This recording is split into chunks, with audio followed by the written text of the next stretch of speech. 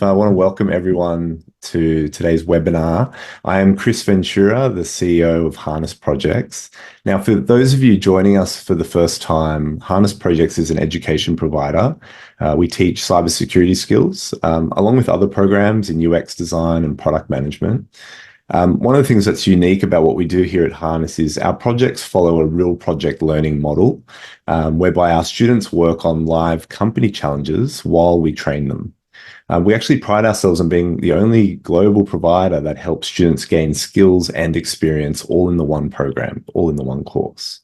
Now, our next Career Launcher Cybersecurity course will commence on the 27th of March for US students and the 28th of March for Australian students. This is an 8-month course that really has been designed to include 3 real-world projects with 3 different companies and a simulated project in incident response to help people get into a security analyst role.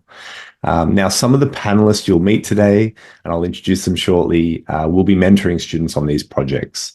We currently have a handful of places remaining, so if you are interested in getting involved after today's webinar, just reach out via our website or book a call via the chat link, which will be posted soon. I'm also really happy to field any questions about the course, but we'll do that at the end of the webinar. Cool. So to kick things off, in today's webinar, we're going to be diving into the topic of how to hack your way into a cybersecurity career. We're joined by 3 incredible panelists and Harness Projects mentors who will be speaking and fielding your questions tonight and today for the Aussies. So first, I'd like to welcome Efrain, EJ Orsini, who's the head of security operations at QAD Redzone. EJ, do you want to tell us a little bit about the work that you're currently doing in cyber? Yeah, sure. So like Chris said, I work for QAD Redzone. We were first an entity just called Redzone. We focused on making factory workers the front line, helping them improve through IT and security type products. So my whole job was to ensure the business, the teams, and employees are all secure within the company. We also built phishing programs and all the fun stuff that you see. And then with QAD now, we were purchased about a year ago, and I'm doing the same thing on a greater scale. Instead of about 250 employees, it's about 2,500 employees. Awesome. Thank you, mate. Next, we have Khalid Ebrahimi, a senior penetration tester at Gridware. Khalid, over to you. Tell us about what you're doing these days. Yeah, awesome. Thank you, Chris. Yeah, so I work as part of a cybersecurity boutique that offers services such as DFIR, GRC, and penetration testing. I am the team lead currently for our penetration testing team, so I get to deal with all things offensive security related. So your standard web application pen testing, APIs, mobile applications. Most exciting that I find is the actual physical security, where we actually get to break into a physical perimeter for a customer and give them an outline on how we did that. But yeah, that's a bit about what I do. Awesome. Thank you, mate. And last but not least, Wolf von Holweg, head of cybersecurity at Feisty Fox. Wolf, what's happening in your world these days? Yeah, g'day, Chris, and welcome everybody. Yeah, look, here at Feisty Fox, we are primarily a sovereign company based at servicing Australian federal government defence sector clients, mostly around the areas of sort of offensive security operations, penetration testing, doing sort of web application security. We also do dive into that sort of that cyber adversary breach simulation field, where we have a no holds barred approach to breaking in.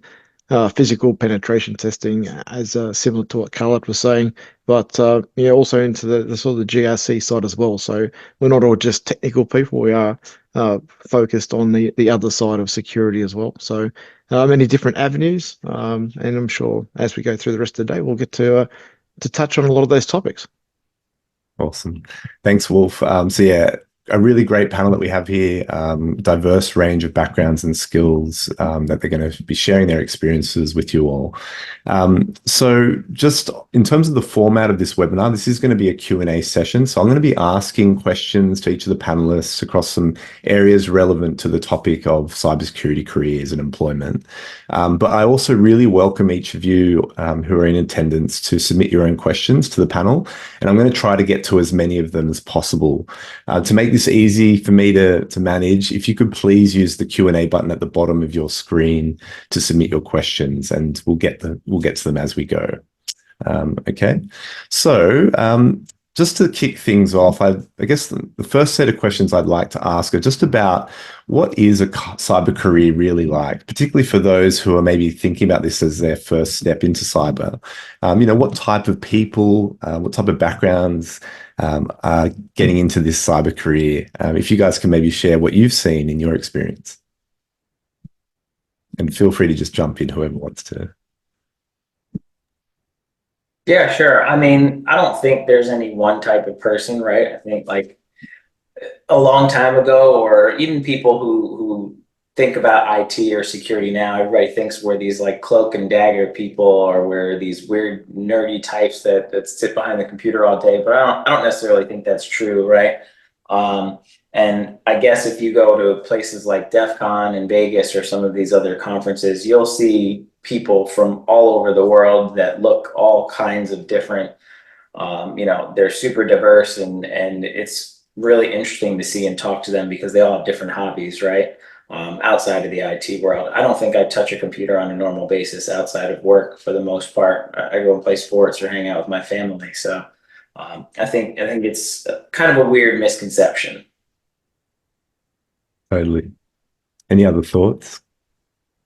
Yeah, look, I completely agree. I've certainly seen a lot of changes over the years, and I think that sort of traditional model of the black hoods, I don't think it's ever going to go away. But as Efrain said, going to things like DEF CON or any of the other cons around the world, there is a real diverse mix of people, and I've certainly met a lot of different people. So one of my current roles is running a training course for Australian Signals Directorate, and we get a vast mix of people, from very, very, very technical people to very, very untechnical people, but are still operating in that cyberspace. And I think it's that diversity that makes the career so interesting. It certainly gives us a chance, and personally, I've had the chance to sort of reinvent myself in this space many times over, because there's just such a variety of things to do. And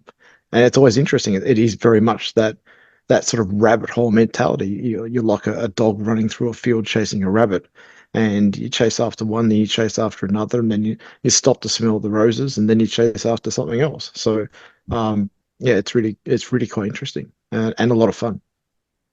Thanks. Well, it's interesting. I've spoken to quite hundreds of individuals who are looking to get into cyber, and everyone is got their own story, their own background, and it's reassuring, I think, to hear from you guys that you don't need to be a certain persona or a certain demographic or background to be in this world.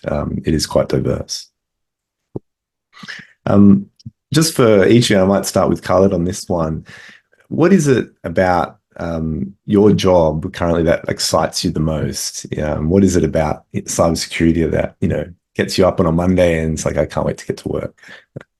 There's definitely a few. One of the more significant, I guess, that aspects that you really enjoy about the work that you do is having a positive outcome for a particular customer, right? So in the space of offensive security or penetration testing, it's where you uncover, let's say, a critical flaw that positively impacts, a customer's operations, right? So an example that I can think of off the top of my head is doing a particular web application penetration test where the whole idea of the customer's business operations was to be an intermediary for third-party suppliers, right? So pretty much think of it as a one-stop shop to purchase hardware goods and that sort of thing. We were able to uncover, I'm not going into too much detail, obviously, but we were able to uncover a vulnerability where you're able to tamper with the actual values of the actual invoice that gets sent out, right? So in order of 400, 500, 600 maybe dollars, we're able to modify that, and it's a floor on the server side where we're able to lower that to a value of, let's say, about $4 or $5, right? So you're able to make those purchases through to the actual API call.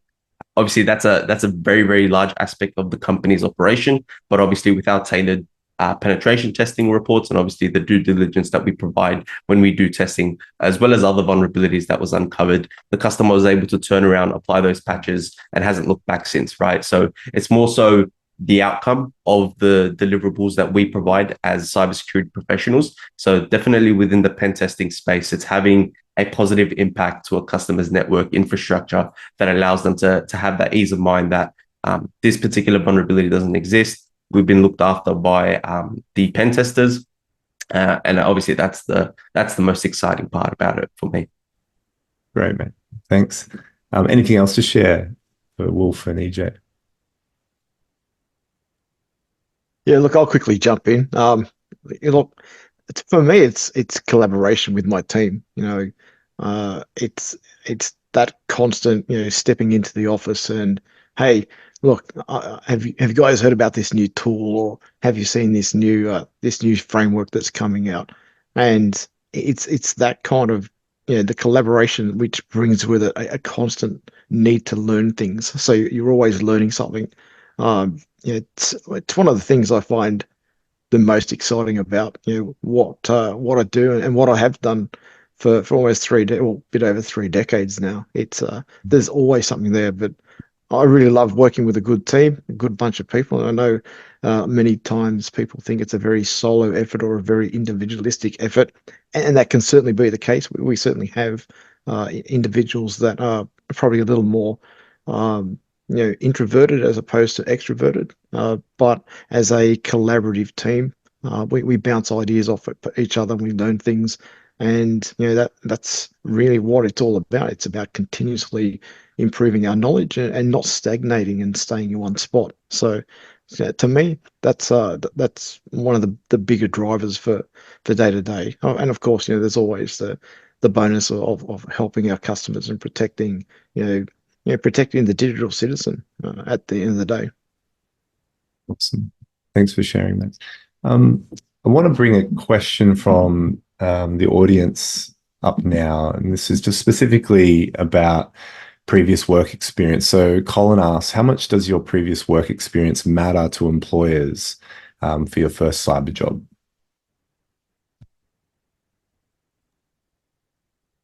Yeah, I think that's a good question. I appreciate it, Colin. I think it matters a fairly decent amount, but I think your experience overall matters more than just the work experience, right? So like through this harness program, we're teaching some of those skills that you may not have or you may not have gotten with a certification or previous experience, whether you're coming from, any field, because cybersecurity, you can come from anywhere, right? You don't have to be an IT background or a cybersecurity background. So I think having an eclectic background is really important depending on the manager and who you talk to. But for me, when I'm looking for an employee, I'm not necessarily looking for a ton of certifications or a ton of things. I'm just looking for someone who is interested in the work we do and has enough of a background or experience to be able to get in and make a difference and learn, if that makes sense. Totally.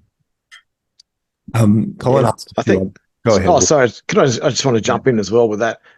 It is a great question, and it is something that comes up quite a lot in similar other panels. But for me, it's about that passion. It's how you want to get into the industry. Because we've certainly taken chances on people. We had a guy who was year 12 at school who had no certifications, but had about 7 years of actual hands-on playing around, testing, and just had that drive, that natural want to learn, and it turned out to be a fantastic resource, a really, really good penetration tester. So that drive, as Efrain said, having all of that sort of eclectic build up, look, I mean, I went from the army to being a chef. I spent 7 years as a chef, and then, various little jobs in between before I started down this career path. So all of these things, all of your little personal interests, they all have a part to play, and they can all be the makeup of who you are. But it's ultimately about that drive and that passion. Mm, well said. I think something about the tinkerer nature, it seems, in this space is quite valuable. Having that curiosity to see how things work, try and break them. I think that's comes as a good entry point or angle for cyber. Colin asked a couple other questions along the same lines, just around how difficult is it to find your first job. He's heard it's very tough, but yeah, what's your advice for people who are looking to get into the cyber career and for the first time? Yeah, just to touch on to that and what previously was said by Wolf and Efrain, it all kind of aligns with breaking into cybersecurity, and the way I find it and the way that I've, the interns that I've kind of mentored or anyone that's willing to participate in cybersecurity is being proactive in your self-learning time. So yes, your 9 to 5 matters if you're currently working, but also your 5 to 9 matters just as much with regards to breaking into cybersecurity, whether it's putting together a portfolio of all of these online self-learning platforms such as Try Hack Me, Hack the Box. They provide excellent resources to kind of navigate your way to break into a cybersecurity. So you work on those soft skills as well as the foundational knowledge that's really required. And as an employer or someone that recruits, although you don't have that industry experience, they can definitely see that you've built a portfolio for yourself. So if you've got, let's say, for instance, if you're interested in the penetration testing space, if you've compromised a few boxes on Hack the Box, which is just a capture the flag type platform, that obviously helps, right? Even taking it a step forward and registering yourself to a certificate or participating in a certificate such as OSCP might be on the higher end of said industry credentials. But there are definitely other kind of ways to break in. Definitely has to do with the self-learning and the self-study, and as well as being proactive in your own learning time as well. That's the way I find it. Thanks, Matt. We'll continue on this topic because there's been a few questions that have come up. So Matt asks a question. I'll just read it out because there's a few parts to it. So hi all, I've been researching a lot on cyber courses, jobs, and certifications over the last month or so. And it seems that many roles are not asking for people to have a uni or course degree, but more specific certifications with Microsoft, for example, or CompTIA security as another example. A lot of courses don't offer the certifications, and whilst course degrees are great and cover a lot of detail, are they a waste of time? What are the best certifications to do? And does the course with Harness include certifications? So I'll just answer that last part first before I hand over to the panel. So with our program, obviously our focus is very much on helping students get real world experience. However, we also have curriculum partnerships with TryHackMe and Pluralsight.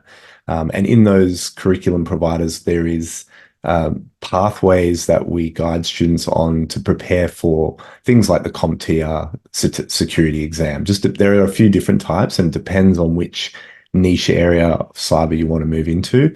The mentors that you'll have on the course can guide you on which is the best to prepare for.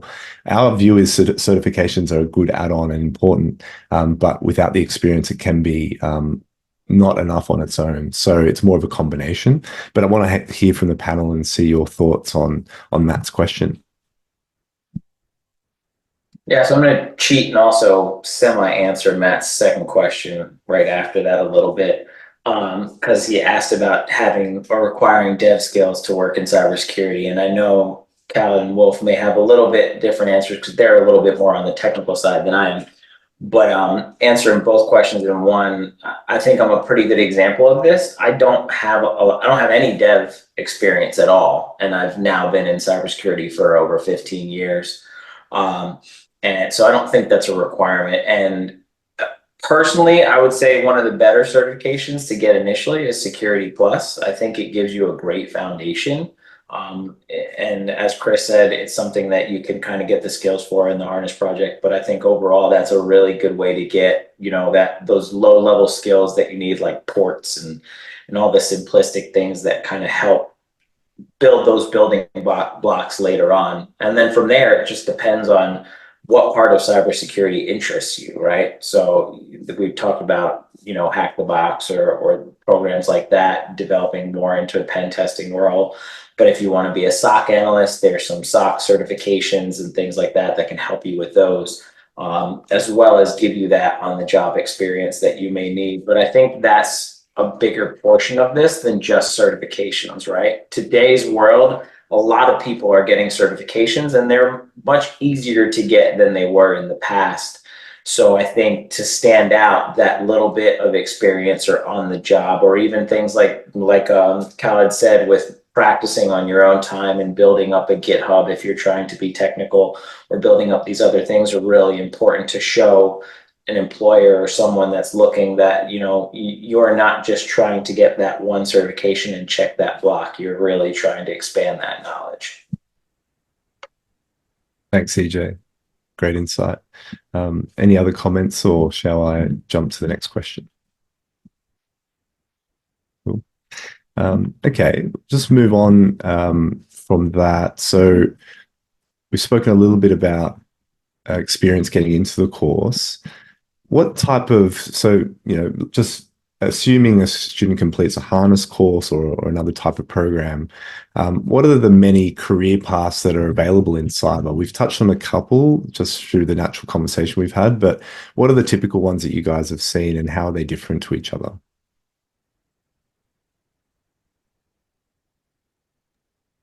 Yeah, so the different types of domains within cybersecurity. It does split up into the kind of bulk of the three, which is governance, risk and compliance, digital forensics and incident response, and offensive security or penetration testing. They're all kind of separate. They all have their own, I guess, niches that you need to specialize in. But yeah, there are different domains, and yeah, one would be more of a blue teamer. Another would be red team, and another would just be strictly working with compliance, that sort of thing, providing risk assessment for customers, ISO audits, the likes. Yeah. Awesome. I might just add a second piece to this question, because I just saw a question here from Salim asking about, just in terms of future growth and like salary potential, what can that people expect around pen testing versus SOC versus GRC specialist, etc. Yeah, I think that's a really interesting one around the salary expectations, depending what area of focus you're going into. I mean, I've certainly seen junior sort of pen testing roles going for, and we've advertised these around the sort of 95,000 per annum mark, as a starter. But realistically, anything around sort of 150, 160 is usually a good package to be aiming for. And I think it's a realistic package once you've sort of started off at that junior rate and you've got a couple of years of experience under your belt. Now, of course, at the end of the day, it's still up to the industry as to what they want to pay. I've certainly seen some industry components pay well above that, but it's rare. I know there's a lot of stories that you do a course and you start off and you're going to earn $500,000 a year, and it's not a realistic expectation. It's not what I'm seeing across the board. It's not my experience in the field. What my first role back in the mid-90s was like $32,000. So now a long way down the track, I'm still nowhere near $500,000 a year. So take some of the stories with a grain of salt, and a healthy dose of skepticism. But I think around that sort of 90 to 100, 110 as a junior analyst with a little bit of experience, moving up to sort of the senior testers around the 150, 160K mark. I don't think that's unrealistic. Interesting. EJ. I was going to say, just building on what Wolf said, I think it also depends on where you are, right? So 110, 120, it sounds great. I'm over in the US. I know we're all over the place. So a starting salary here is much different than a starting salary in Germany or some of these other places.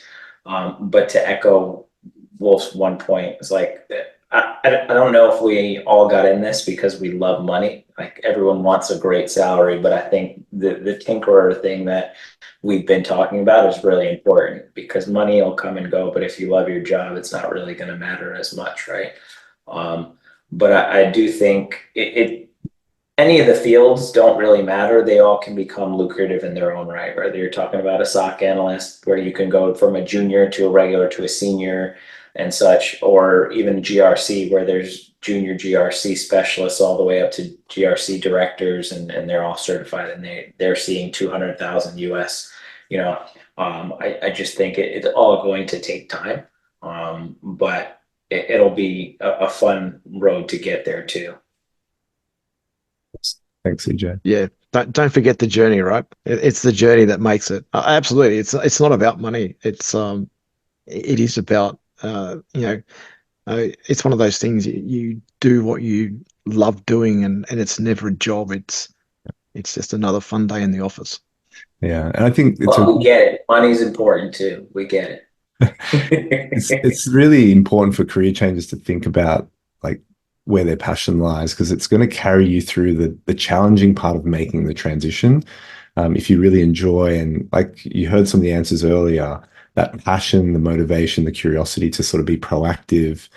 If this world doesn't stir that in you, then no matter what the salary is, it may not be enough of a motivator to get you to put in the effort. So just keep that in mind, I think.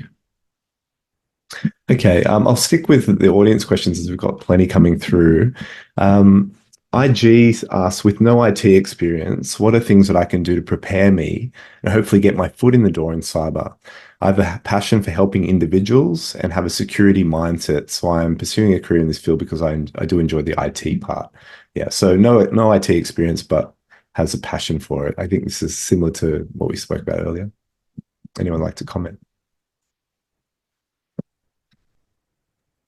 I can throw a bit of a personal one, only from my wife's view. My wife was in HR and had very limited exposure to IT systems, and when we started Feisty Fox, she came across to that, and the first port of call was a Cyber for Dummies book, which just gave enough of a headwind about what she was going to step into, to see if that spurred interest, to see if that spurred that sort of tinkering mentality, and whether it was something that she could develop passion about. So I think just start small, and like Chris said, if it starts to make those interests flow and you start to feel it, then you'll know it's the right career path for you.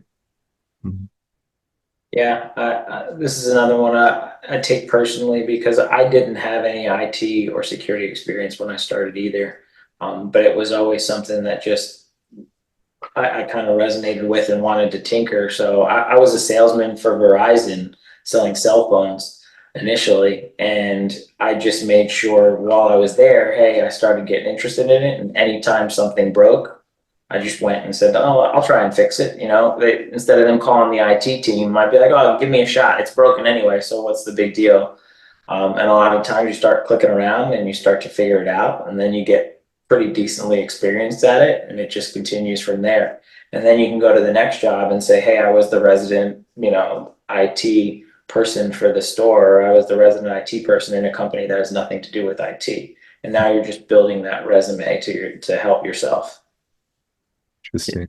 Yeah, and unfortunately, I'm not able to relate to both EJ and Wolf, but my pathway straight out of university and high school was straight into cybersecurity as well. Also picked up law on the way to university, but because I was much more interested in cybersecurity, I was able to actually grab myself an internship while I was in university. That's where kind of my passion for cybersecurity began, and kind of where I see myself right now is because of the pathway of just doing all things cyber in the early days of university, and anytime I had spare time alone as well, just working on all things cyber really.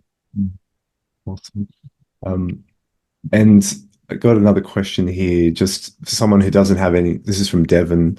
If a person has no experience or anything, what's the best way to get started in this field? Like where to start from scratch? Obviously, our program, Devon, is one way to get some of that experience. Khalid just mentioned getting that internship was important for him to get exposure to cyber and then make the transition into his first role. We're trying to emulate an internship model, but with an educational course in addition to it, right? So in the absence of having a uni background or degree in this field, then that's our approach. Any other thoughts, guys, on how where would they start from scratch? Yeah. So with just putting it out there, we're not obviously, so me, EJ, Wolf, we're not the first people to undertake a cybersecurity career, right? So there's been hundreds, if not thousands, of people that pursue cybersecurity. And as a result, all of these learning materials, resources are actually all available online. You don't really need to apply for a university or anything like that. It's not as daunting as you might think it is. If you just take a look into cybersecurity, the different domains within cybersecurity, pen testing 101 or GRC 101, something along those keywords when you're searching on Google, I'm sure you can find plenty of resources that kind of give you a guide to break into cybersecurity. Anytime I'm on my TikTok For You page, there's always a cybersecurity tips and tricks video of how to break into cybersecurity. So what I'm trying to get to is that the information available online is plentiful. It's in its abundance, right? So resources like TryHackMe, resources like Hack the Box is something that I constantly refer to prospects that I get to work with. And also in addition, the Harness Project's career launcher had to take a look into the actual program itself, and it's pretty solid in terms of applying the industry experience, because we actually get to work with the clients, and also the content as well. So it covers it both at a theory and practical capacity as well, which is obviously awesome. That's the steps you want to break into cybersecurity as well. So yeah, definitely taking a look at the online resources is my advice. Awesome. Just following up on what Khalid said, also, never underestimate that power of getting out there and talking to people. Like going to some local conferences, going to some security meetups. There's always a lot of B sides and C sides in each city and state, especially here in Australia. So there's always something going on, and there's always a chance to meet someone and just try to connect with people. Most people in this industry are pretty relaxed, they're pretty easygoing, and we're all pretty approachable. So never underestimate just walking up and saying, hey, how are you going, what do you do, how do I get into a similar career path? So networking is a massive thing, and I think courses like what we're about to sit through with Harness is one aspect of that, of really building a group bond and some peers and colleagues that you can sort of bounce ideas off and bounce conversations off as well. Awesome. The next three questions, I'm gonna drill down to some specific use case or cases that might help others in the audience. So, for example, Mohammed Tekken asks, for your first role, would you recommend getting into a junior pen testing role, or what are some of the sort of entry level cyber roles? How would you describe them? Yeah, I think there's a few, and we've all mentioned a couple here, right? Junior pen testing. I think SOC analyst is a great way to wet your feet in cybersecurity space. It gives you a lot of that initial background in a lot of different products, depending on what company you go for. It sounds boring, but help desk is another pretty popular way to get in. It's a lot of calls of tier one, but you gain so much experience from those few things, right? Then there's low junior engineers when it comes to like an MSSP or like an IT security company that's outsourced for other companies that don't have them. But I think those are some of the easiest main ways to do it. And I do think, believe it or not, GRC is a great way to get in as well. And it helps you in the long run because you start learning about some of the other security and compliance things that a lot of cybersecurity people don't necessarily know. So it gives you both sides of the fence if you have a goal to grow and not just always be hands-on keyboard, but work more with VPs and CEOs and such. It's really important to know those things, right? So I think those are main ones. Wolf, Khalid, any other ideas? I think you've covered most of them. I definitely agree about the whole GRC. I know a lot of technical people sort of or dismiss the idea of GRC, thinking that it is that kind of soft side of security. But I absolutely disagree.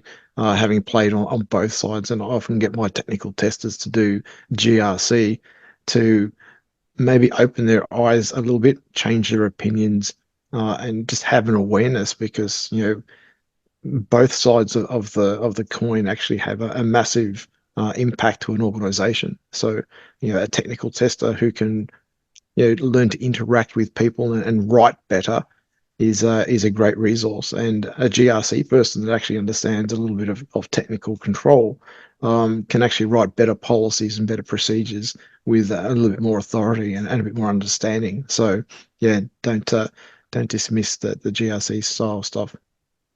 Interesting that you mentioned that. We've got another question on the other side of the spectrum from Ventura, who asks, what are the non-technical cyber jobs? I'm 57 years old. I want to sit on boards, for non-for-profits. Can you recommend anything?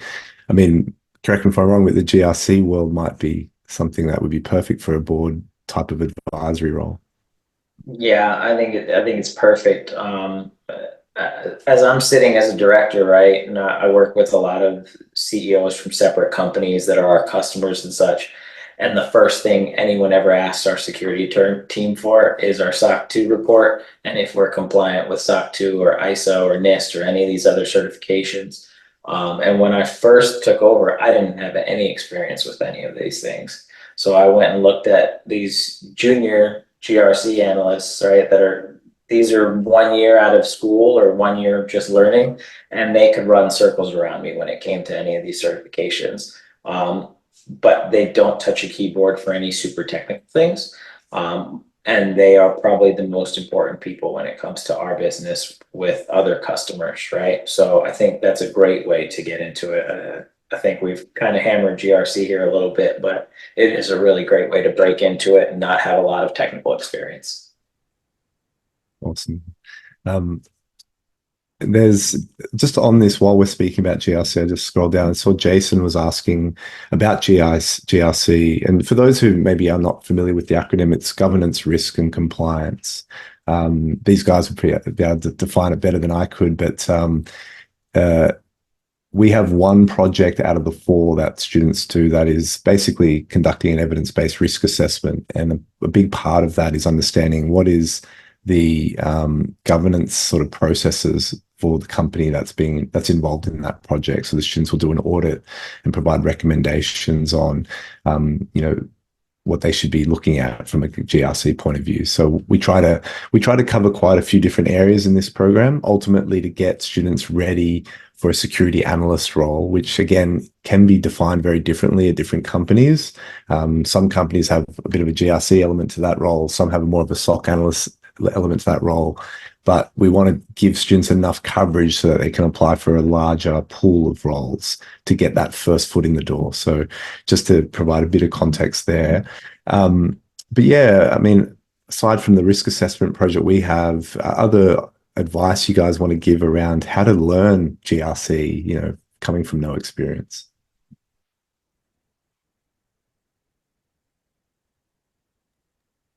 Man, I guess I'll take this one for a little bit, but I think GRC is one of those where it's just learning the certifications and some of the different things that companies get, right? You don't have to be overly technical to go. I mean, I guess if you want to learn how to have a really good night's sleep, you can read through the NIST documentation or ISO 27000, right? But these are the things that are a major piece of GRC toolkits. These certifications that companies look for, SOC 2, CCSK is a new popular one coming from the Cloud Security Alliance, right? I can't remember what it's called now. Their new certification that they just came out with. Someone help me. I think it's called the CAIQ, if I'm not mistaken. But it's basically another cloud certification that a lot of companies are asking for, and just reviewing those and getting to know the wording and the questions that they ask for, and then teaching yourself kind of what that is and what those are.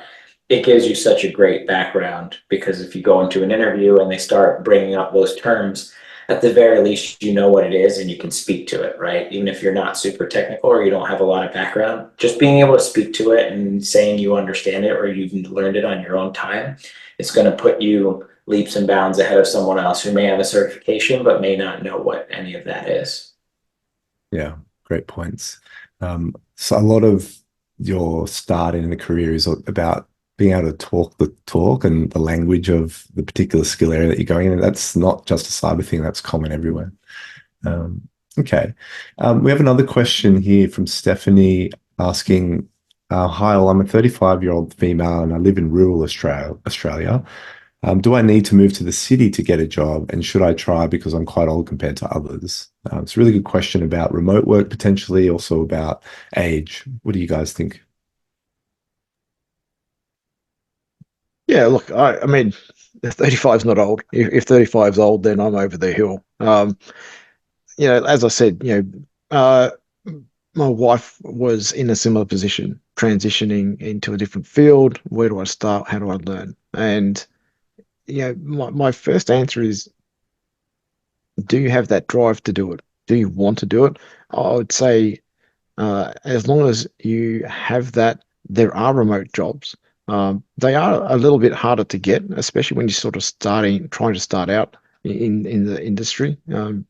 But as a couple of other panelists have talked about, just practicing on your own, building up a little bit of a CV of what you've achieved, what you've managed to do, what you're interested in, what you're looking for, is a bit of a way to start, right? So, no, I don't necessarily think you have to move from a regional location to the big smoke.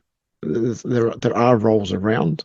It really is about networking and getting to, things like LinkedIn are a really good place to start connecting with some reasonably good people who are in that sort of recruiting space, and having those conversations about what remote work is available, or is there a combination, a partial combination. So maybe it's a 2 days in the office and 3 days remote, if that could work. And of course, the other thing is there's nothing stopping anyone from learning some skills and starting their own business. The world's vast. There's a lot of different opportunities. There are a lot of different levels in security. If it's something you are keen on, nothing should stop you from having a crack from where you are. Thanks, Wolf. Good advice. Okay, so we're going to pivot into more sort of like future-looking questions. I just noticed one here that was what we were going to ask as well. Guy has seen a lot of layoffs in tech, specifically go-to-market teams like sales and marketing. So first question is, how has cybersecurity been impacted by layoffs? And how do you think AI will impact the field? Good question. EJ. Yeah, the AI thing is very prevalent now, right? Anywhere you look, any company, they're putting AI in some form on their website or on their call to action pages, because it's so prevalent. I see AI as a great nurturer for our industry. I think we're in one of those industries where technology can only help cybersecurity, right? Everyone looks at the negative and says, "Oh, technology allows people to be less secure and all these things." But if you protect it properly or understand it properly, it can only be helpful to get those things. So in the case of AI, I think you've seen some companies. I can't remember one now. I think it was Clario or something like that, but they basically said they were going to lay off a portion of their security team and have AI do it. And then they found they couldn't do that, but what they could do was have that AI help those security analysts. And the position of, I think, the 300 analysts are now doing the work of about 600. They were able to double their output.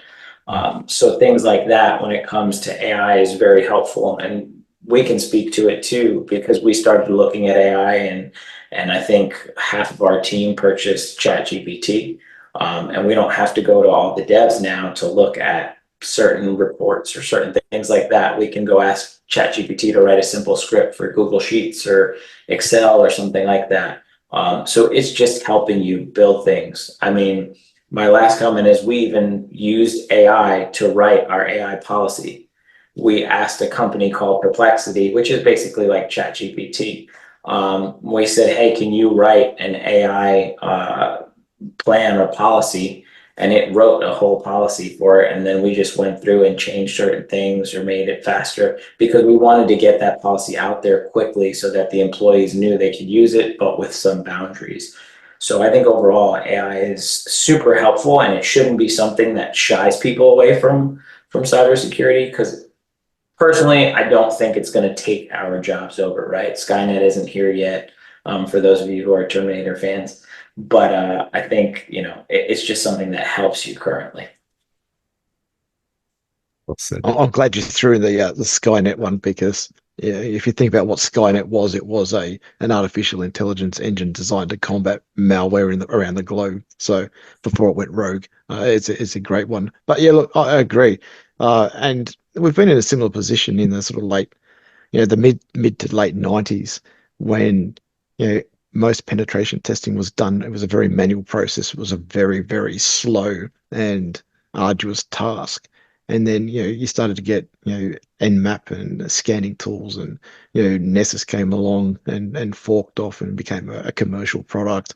Metasploit entered the market, became a very quick and easy tool to do things. And a lot of people feared, well, this is going to take away our jobs because anyone can get these tools and point and click and use them.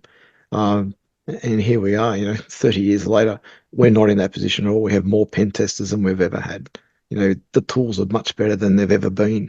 That they are far more mature in what they allow us to do, but it's not killing our jobs. It's not taking away our jobs. AI will certainly have an impact in industry as a whole, but in cybersecurity, it's really there just to help us. And it's actually realizing the fact that there is so much malicious traffic being generated. Yeah. I think the last stats from Microsoft were 69 trillion hits per day hitting their Azure platform globally.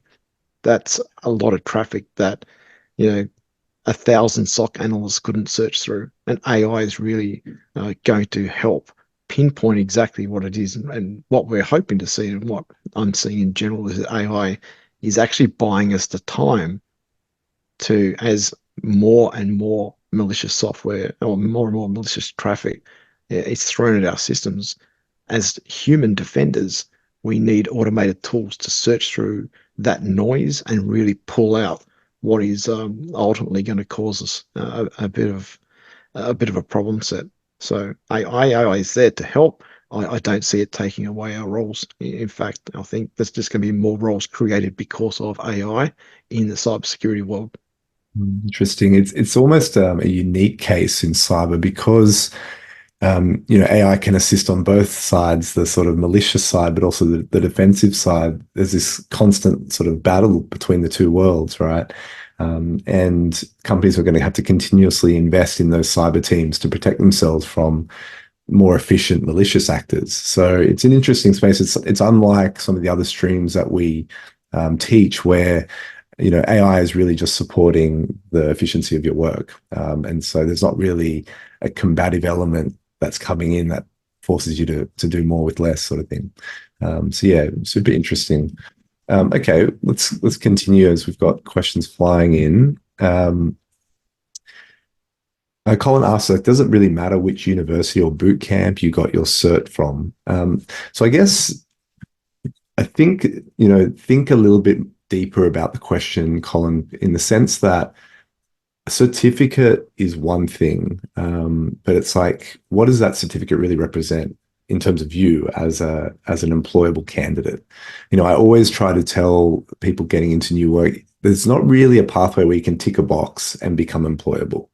The boxes are there to help you grow as an individual and be employable, but you need to be able to demonstrate the skills. Obviously, we do it through real projects as a way to get people exposure to all the nuances of a challenging project. But a certificate on its own is not really useful unless you can really apply what the certificate represents. And then in terms of the university or the boot camp, we have our own opinions, but I'll let the team here share some thoughts on that if they have any.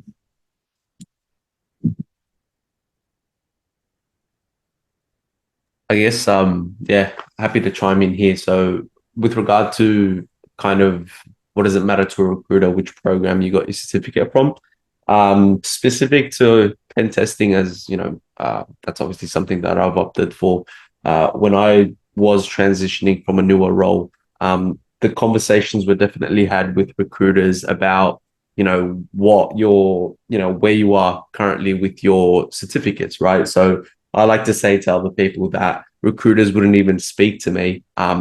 Before even applying, I was testing the waters, but having that challenge or that barrier put in front of me where recruiters wouldn't even speak to me or ask my name, essentially, unless I have this certain certificate, right? So the certificate that I am referring to is OSCP and the ones that are equivalent to it. So let's say if you're looking a little bit into the hack the box space as well, there's a few certificates there.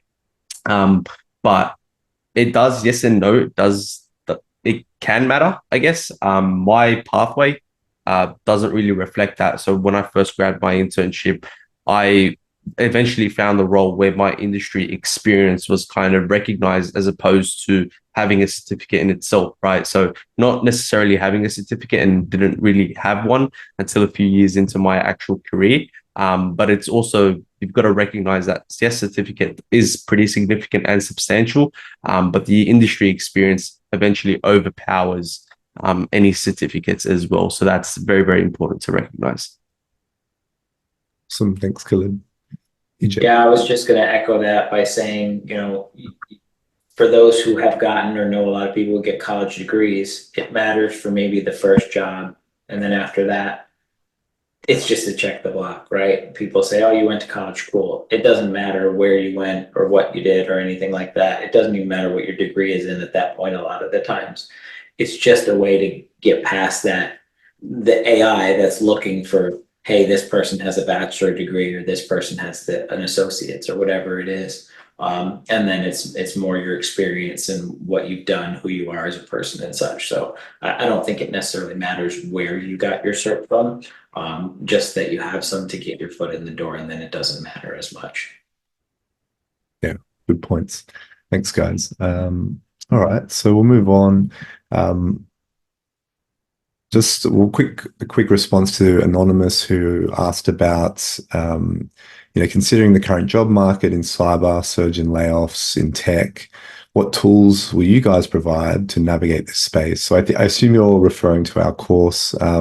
So one of the things we do at the end of the program, and this is for all of our programs, is we work with our graduates on just preparing their sort of job search documentation, things like their cover letter, resume, portfolio, LinkedIn profile, particularly portfolio, because there's so much real project experience that they've developed through the course. We help just position themselves well for the types of jobs that they're applying for.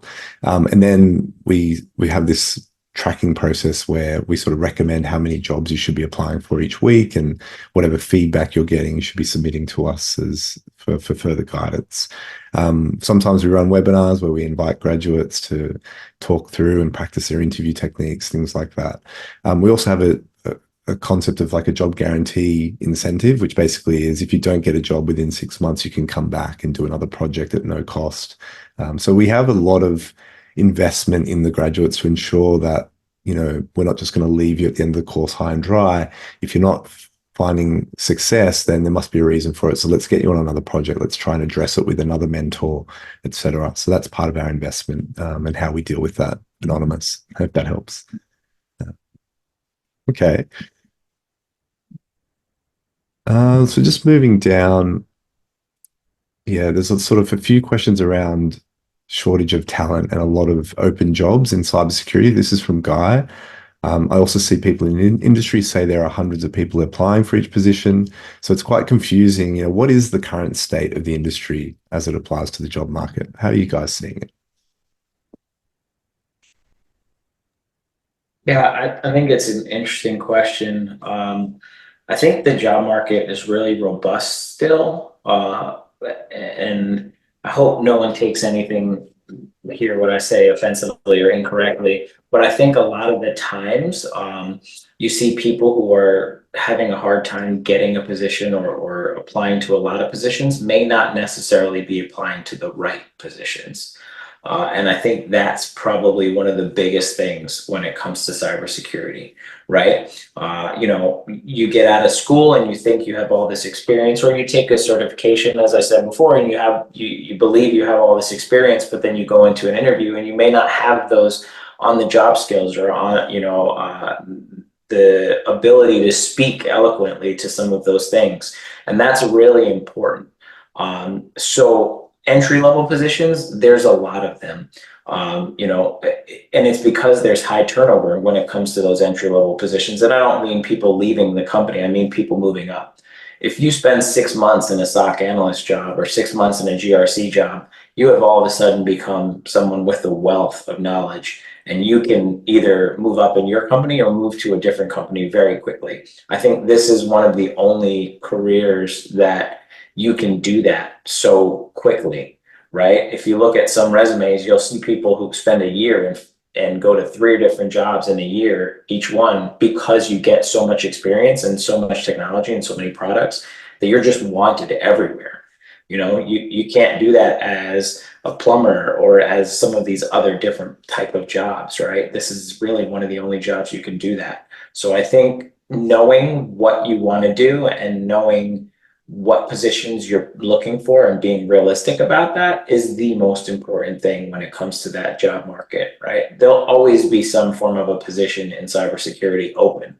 It's just making sure you have the right tools and pieces for that specific job. And everybody has to butter up their resume a little bit. We get that. That's kind of like the key of cybersecurity sometimes. But making sure you can walk that walk or talk that talk when it comes to it is really, really important, right? You don't want to apply to a director job or a senior pen tester job when you've only done a few little hack the box type experiences. Thanks, EJ. Good points. We have a question from Anna about similar veins. Cybersecurity seems like a very competitive new hot field to be in, which is exciting. But aside from certifications, technical knowledge, and other areas of development that we mentioned, what are some additional unusual or specific skills and expertise that may help to put one above other job seekers? So how can I stand out from the sea of others in the field? It's a great question. Yeah, it is a really good question, Anna.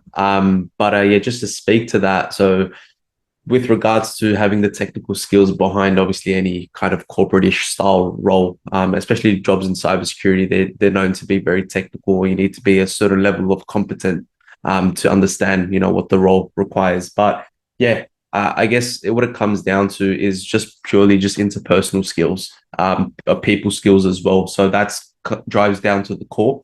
A lot of the work that we see, at least day to day in the cybersecurity space, is people working collaboratively with teams. Teams of 2, 3, or even if you're reporting to someone or an exec, it's definitely worthwhile having those people skills, especially if you're put into a position where you're working with customer relations. You need to be able to manage those customer relations, and that's obviously something that's never really covered when you're applying for a job, and it's never really mentioned in the JD, maybe just a brief one-liner about it. But having people skills, being able to work collaboratively with teams, having a really, really good personality, willing to be able to bounce off each other for ideas, that sort of thing as well. Another thing that did take me, or I guess surprised me, is as I was pursuing the pen testing route, is actually your writing skills as well. So yes, you have the technical skills to, put together a pen test or perform a pen test for a client.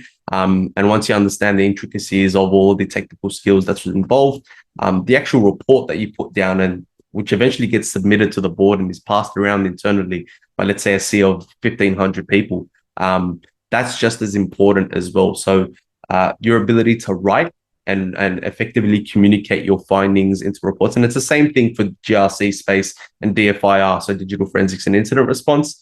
They're commonly working with lawyers, right? So the reports that get sent out or the deliverables that get issued needs to be of a lawyer style writing, right? So you need to be able to effectively communicate in reports, in emails, actually on calls with clients as well. So being able to back yourself with that knowledge is very, very important. So I know I touched on a few points there. So working collaboratively, having good writing skills as well, and just developing your interpersonal skills. That's some of the key. I label it as soft skills, but I'd say just last thing I'd want to say with regards to pen testing. I personally say it's about 55-60% of actual technical skills, and the remainder is your writing skills, your report writing skills, and all that collaborative kind of skills as well. Thanks, mate. That's really insightful. EJ, yeah. I was just going to mention two things here that are a little different than probably what most would talk about. But one is an unusual skill or expertise along the lines of what Khalid said is who you know and making those contacts, right? Like, I can't tell you how many places you can go and meet cybersecurity people. I think Wolf mentioned B-sides. I talked about DEF CON. We've brought up LinkedIn. Joining all these cybersecurity groups you see on LinkedIn and just posting or responding to another post, you'd be surprised. As much as it seems like this is this massive community, it's really small. And there can be a day where you're preparing for an interview and you walk in and there's somebody that you talk to on LinkedIn in one of these groups, and you just got yourself a job just from literally speaking once in a LinkedIn, random group, or going to DEF CON and making a new friend beside something like that and just striking up a random conversation. So networking is very important. And I think that's the case with any job, but cybersecurity really does help a lot because it shows you care about what you're doing and meeting the people in it.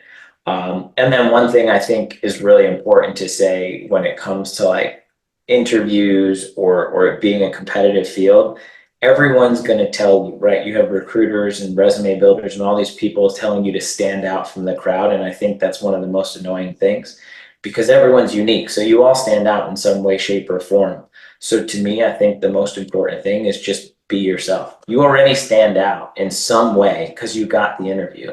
So just be yourself. I think, I guess over the last hour, you guys can see I'm kind of a joker or I say sarcastic things. Sometimes people think it's witty. It's probably not, but it's just, that's who I am. That's how I've always been. And I think that's gotten me the job sometimes. And I've hired because of someone being unique in that way. I'll go through the super short story of we just hired an engineer because he was doing a test in an environment to see if he actually knew what he was talking about. And we made one of the assignments impossible to win, essentially. And he kind of figured it out. And for those of you who know the OSI model, there's 7 layers. It's all network and this and that. But going through the process, he actually said, oh, this sounds like a layer 8 issue. And everyone who was interviewing had no idea what he was talking about because there is no layer 8. So we asked him and he said, well, it's the human error. You guys made the mistake. And you would think in an interview, that's the most biggest no-no. Every one of us laughed and he got hired on the spot because he had a personality and it wasn't just a robot behind a computer, right? So just be yourself, have a personality, and use that to your advantage. Awesome. Great analogy. Yeah, absolutely agree. One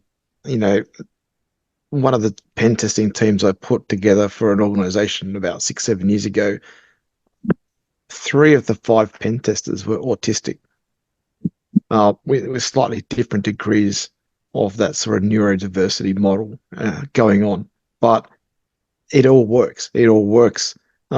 You be yourself. You have to be. When I'm doing a training course or talking to someone, I've quite had the comment recently that I seem to be a cross between Bill Burr and Tony Robbins. So I kind of took that as a bit of a compliment because, it is about personality. I remember uh, going for a small pen testing boutique once for an interview, and we were driving for lunch, and the guy who was hiring me, or the guy who was interviewing me, just kept sort of pointing back to Monty Python references. And he would say one thing and I would finish off his sentence.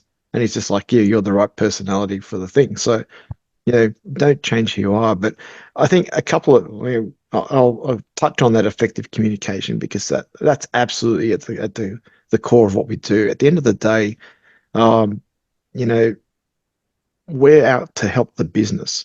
So we need to talk in a common language that the business understands. They need to understand exactly what a risk is, what it means to them at that business layer.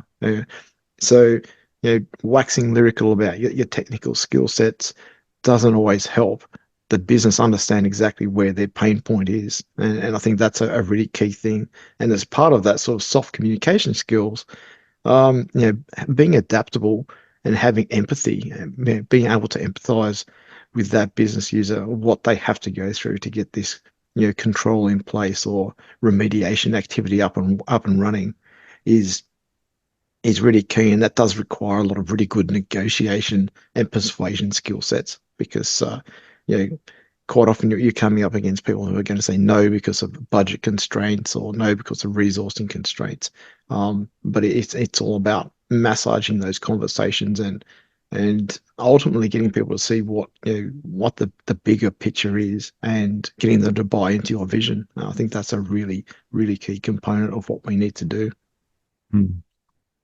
Awesome answers to those questions, and I think that hopefully helps you with some thoughts on what you might be able to do to stand out. Guys, just a more industry sort of question. How do you guys keep up to date with cyber news? Do you recommend any blogs, podcasts, news resources that you'd like to share with the group? For me personally, yeah, there are those resources or blogs about the latest write-ups for the CVE. A recent one I did touch up on was I know some of the audience might not be big into gaming, was the actual Apex Legends incident.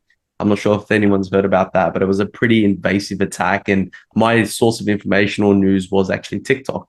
In addition, I do get a lot of my news from LinkedIn, so just following pages. That's where so as soon as I open up my LinkedIn, I get the latest news, latest podcast that's been released from Darknet Diaries or anything of that sort, right? So LinkedIn is my platform of information learning, and obviously, they're more than a lot of the times. There's always a reference to the actual link of the article, so it's kind of LinkedIn is where I source it all, and then obviously I just start looking into nitpicking other resources, Medium, GitHub, that sort of thing, Bleeping Computer. Those are the main ones, but LinkedIn stands out definitely. Awesome. What about you guys? Yeah, another vote for LinkedIn. There's just so much information that's on there. It's a great source. Internally, we have Slack channels that we get. We've got about 250 people in the Slack channel, so there's always something new, something interesting to deep dive through. But Darknet Diaries, Morningstar Security.com, run out of Melbourne, is a really good one. It's got a security news aggregator. But yeah, just that and contacts. Hey, have you seen this? And as you organically grow your network, you'll get those links coming through. Yeah, I like to. I get emails from TLDR, which is a good one. They're really small. TLDR Cybersecurity. Daniel Missner is a really big one. Those are my main email ones. And then I'm a big proponent of podcasts because, like I said, I don't really sit in front of the computer that much. I know they both mentioned it, but Darknet Diaries is a great one just to learn and get some background. It's also really fun to listen to.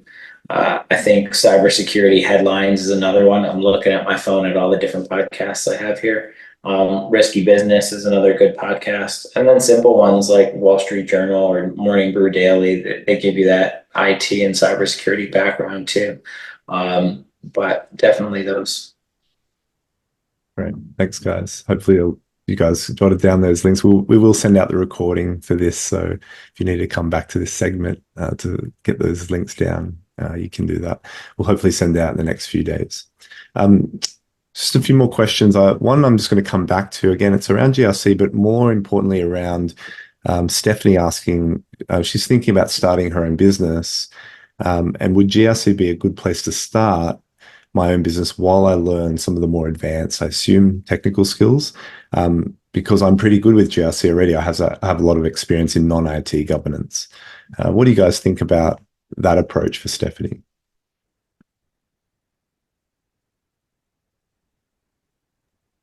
I'll push in quickly. Sorry, Efrain, I saw you unmute.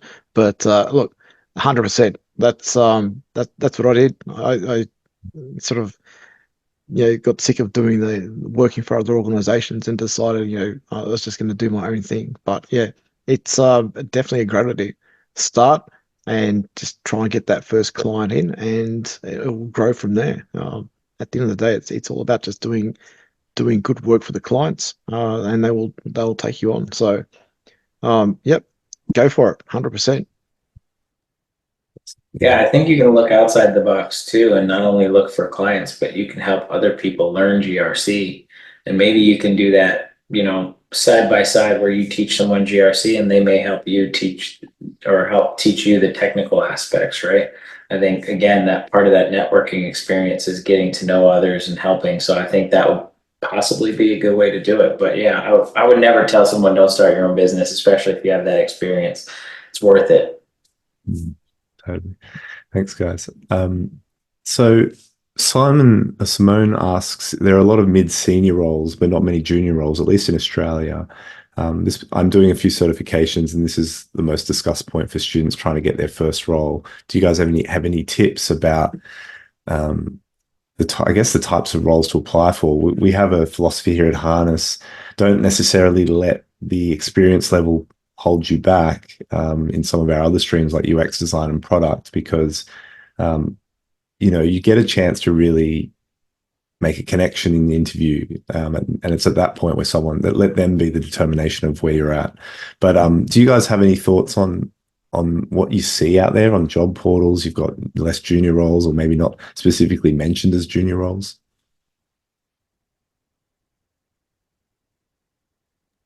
I'm not sure if I'll. Oh, sorry, Wolf, if you wanted to go. No, you go first. All right, awesome. So I'm not necessarily sure if I'm touching on the point for Simone, but what I tend to see with regards to those mid to senior roles that's out there, yeah, obviously it does come across that you do, especially in the JD, that you need, whether it's 1, 2, 3 years in a certain position with a certain amount of skill set. I normally tend to ignore the amount of years that's required in the field, because a lot of the times that's exaggerated, right? They're looking for a more mature person, but anyone can put their hand up and kind of act in that role if they do have the skills that they mention on that JD as well, right? So sometimes, again, it's just marketing or HR making that LinkedIn ad, a good reflection of their company. But really what it does come down to is, as long as you have the skills and you are confident in your ability and you're able to kind of pass that over to, said employer or said person that's interviewing you, then there's really that's one way to kind of circumvent that control. Or at least that's from my experience and for those that I have been kind of working with in the past as well. So that's commonly just a misconception or a way to kind of scare out the people who think they're not good enough for that role. I personally just think it's a scary tactic, but obviously, that being said, you need to be able to have the skills to back you up, right? So if you're walking in with a vote of confidence, have the skills, then that mid to senior role. I've also had people in my kind of network that was able to straight apply to a mid to senior role with having little to no years of experience, but putting in the hard yards in his offline time, right? It might be a unicorn situation, but it has happened. And what's for it to stop happening to someone like yourself as well? Thanks, man. Wolf, did you have anything else to add? Yeah, look, I was just going to say, there doesn't seem to be a lot of junior analyst roles or junior cyber roles being advertised all of the times, but they are certainly there. And I know from working in, a lot of the big four organizations, working in a lot of the big uh, cyber organizations, they're always on the lookout for junior roles. And sometimes it's the best thing is, we talked about networking and getting to meet people, go along to some of these programs, have a chat to people, see who's working where, and ask to get a foot in the door. Because I'll use the example, the last team I was running, I had 79 people working across 3 states, and we would always we were always on the lookout, but we never ever advertised a job. Mm. So I think that's one of the things. We would meet people at cons, and they would say, I'm doing this, I'm doing that. And we say, well, would you like to come in for a week and do some work experience? And then we'll roll from that. So, um, for as far as numbers, one of my colleagues, they've just advertised, they had 512 roles. They had 29,000 applicants. Mm. So that's the kind of pressure that's currently being applied. But as I said, it's the roles are there. They're just not always going to be with recruiters, and they're not going to be advertised in the usual spots. So, and that is another way to weed people out. Those who are interested are the ones that are going along and having a chat. It's a really good point. It's almost, the time and effort it takes to click a few buttons on LinkedIn to submit a job ad versus going to events, meeting with people and showing your, genuine motivation to want to be working in this field. I think that's a great filtering processes for companies. And like Wolf mentioned, so really keep that in mind. It's a great point. Okay, we're coming towards the end of the webinar, and I just wanted to touch on at least one or two questions that came up around the course. So Anonymous asks, I'm also a career shifter with zero tech or IT experience, and I'm looking into a cybersecurity program. What makes Harness projects stand out from other projects, and do you have financial aid options? So one of the things, I guess, that makes Harness unique in the field, and we've spoken a lot about that today, is just the real projects. So we spend a lot of time going out looking for organizations that have real world cybersecurity challenges that they want support in. So that might be conducting a vulnerability assessment, conducting for infrastructure or web apps, or even conducting an overall risk assessment for their organization. And we never run our projects more than once. So they're always live, they're always real. There are clients that you meet. Interpersonal skills, like Khalid mentioned earlier, being so important. You get to hone those skills when you're dealing with real clients, when you have to present to them, when you have to capture requirements, when you have to work in a team. So we're trying to make sure that our students get exposure to both of those parts of your employability, the technical skills to be able to do a vulnerability assessment, to do a risk assessment, but also, the skills to be able to communicate what you've learned, what the report looks like, how you write your reports. All of those things are included. So I think that's probably what separates us from a lot of your traditional degree programs or certs on their own. And yes, we do have financial aid. We even have scholarship placements available, but I'll put a link in the chat if you want to chat further about that. More than happy to. So if there's any other questions that you guys want to ask about the course, we've got the last few minutes here. I'll just wait for them to appear. In the meantime, I'll just continue with some of the remaining questions. But yeah, last chance to ask a few questions before we wrap up in about 5 to 10 minutes. So we're going to put a question to the panel here. Steph wants a job, so connect with us outside of this, and we'll see if we can help you. So Anonymous just finished an IT bachelor degree. What should be their next steps to get into the security job sector? So which roles should be relatively easier to get into, and what sort of project should I work on as a beginner? It's a good general question for someone coming out of a degree-based program.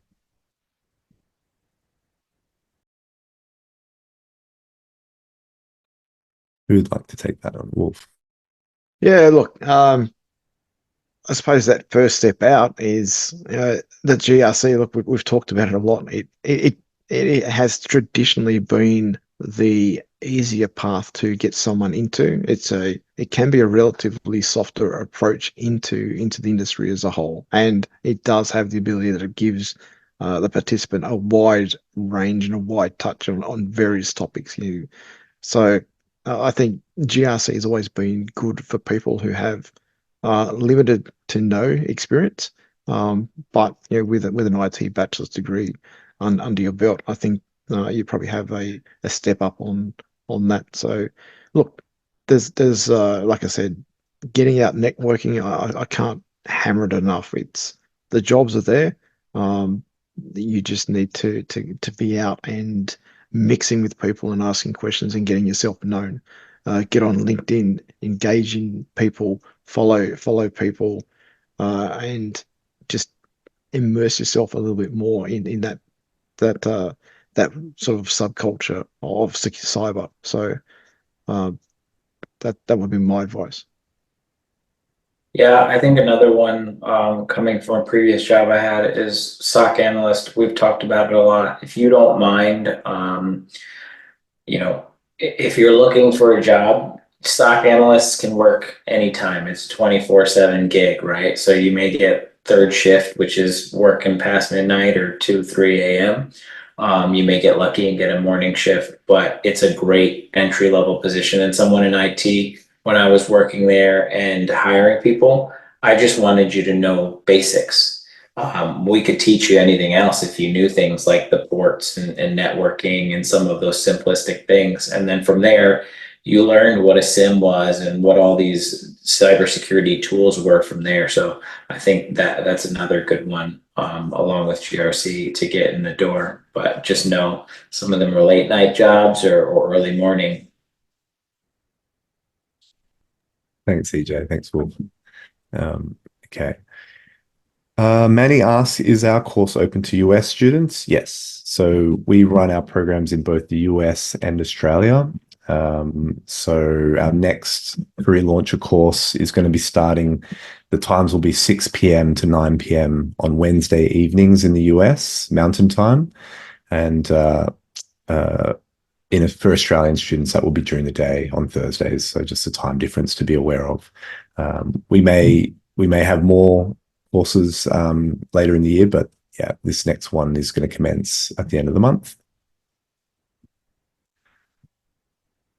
Belle, I'll contact you after this if you want to share your email address. I can talk to you about success stories and alumni.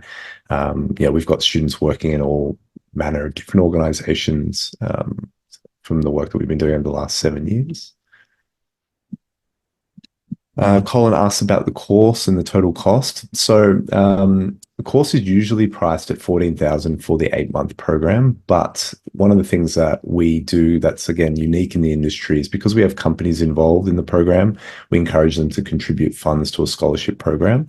And we're able to provide scholarship placements for students to basically offset some of the cost of the course. So it's generally works out to be a lot more affordable than some of the big boot camps like UTS, Sydney Uni Boot Camp for those of you in Australia, and not to mention Springboard and others in the US. So yeah, if you'd like to find out more, I've put a link in the chat. You can book a call and I can talk you through how that works.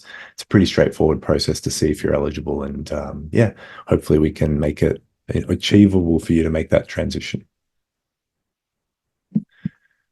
Cool. Any other final comments from the panel that you'd like to share? Maybe something. Whoops, I clicked the button. Any other final comments from the panel that you'd like to share around cybersecurity, around the career, maybe something that you're passionate about that you hadn't had a chance to speak about? Feel free to share now.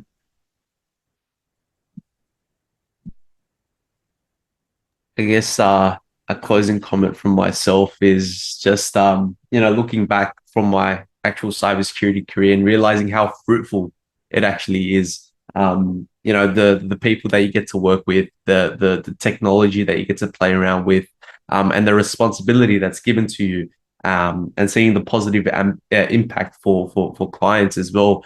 It's something that it comes down to a fruitious career, right? So obviously having that passion and enjoying what you do, it kind of, it leads to a good work-life balance, a good career where you can thoroughly enjoy yourself. A good indicator that I kind of used in my early days of cybersecurity to see if this is even something I want to get myself into, I was doing a little test. So in the first few days of my internship, it was okay. Let me see how the day goes, and let's just assess in the next few weeks if this cybersecurity is something that's really for me. What I noticed in the first few days is I never really look at the time to clock off. So as soon as I check the time for lunch or whatever, I realize it's, started the day at 9 a.m. and realize it's already 2 p.m. or 1 p.m. It's already time for lunch. Not really realizing what time of day it is because I enjoy cybersecurity and the work that comes with cybersecurity and the people that I get to work with. I felt like was a really, really good indicator for myself to pursue a career in cybersecurity. And that's what it came down to, literally. Because I thoroughly enjoyed it and I was willing to put in that effort. That's kind of why I sought out a career in cybersecurity and want to do, become a thought leader eventually. That is responsible for a few CVEs and that, but pretty much that's what it all came down to. It's just, in the early days of the career, how I was treated, the work that I was given, the responsibility, the people that I was able to work with, it all contributed to me, pursuing a career in cyber. Thanks, Khalid. Awesome. Anything else from you guys, Wolf and EJ? Yeah, look, I'd just say, yeah, as I said earlier, this career path gives you the opportunity to change yourself so many times, in so many different ways. Some of the jobs that I have been involved in, every single piece, look, they're all good. Some have been some horrible failures. I've had the odd occasion where I've brought down a complete Eastern Seaboard link through a misconfiguration. It's all a learning experience. I think just don't be afraid to make mistakes. We all make mistakes. We make mistakes on a daily basis. When I teach people on how to break from a web server into a Active Directory and get domain administration, it only takes about five to 10 minutes in many examples. And we to get to that point, you'll make a lot of mistakes, and it's okay. It's okay to make mistakes. If you're making mistakes, you're learning, and as long as you don't have that attitude that you make a mistake, it's too hard, and you don't want to keep going, then you should be on the right path. But look, I've been very blessed. Lots of interesting people I've worked with around the world.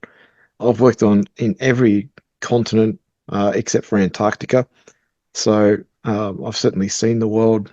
I've had a lot of experiences. Like I said, some good, some bad, but ultimately they are who they are. It is what makes you who you are, and who you are is what's going to get you hired. So be natural, be yourself. Don't don't step back for anyone, and go for it. Get what you want. Awesome. Well, thank you, EJ. Yeah, my last comment is just say yes, right? I think we've all kind of talked about how we've been blessed to work in this field, and I'm no different. But I think saying yes is what got me here. I'm probably like most of you guys with a lot of experience in other things. I was in the Army and logistics, and prior to cybersecurity, I sold cell phones. Like I said, I sold refrigerators and TVs and random things. But I said yes to a couple people who wanted to give me a chance, and I just tried it and fell in love with it. And then I said yes to another position that didn't seem like it would be anything good, and it got me to another job close to where I am now. So in cybersecurity and IT and in general work experience, just say yes, and you never know what's going to happen, right? Like Wolf said, you may not love it, it may not pan out, but you get a little bit of experience. But if you hesitate and you're not really sure and you don't really want to take a chance, you're not going to get that experience or that thing you want. So say yes. Awesome. I think on that note, we're right on time. Thanks everyone for your attendance. Thanks to our panel. It's been super valuable, insightful questions and answers. So yeah, hopefully you all got a lot from this. We will be sending out a recording in the next few days. And if you have any follow-up questions that you'd love answered, I'm happy to take them over email and get the panel to get back to you. Just send an email to chris@harnessprojects.com.au. Thanks everyone. Have a good night if you're in the US and good day if you're in Australia. Speak soon. Thanks, guys. Thank you, Thank everyone. you. Cheers. Have a good one.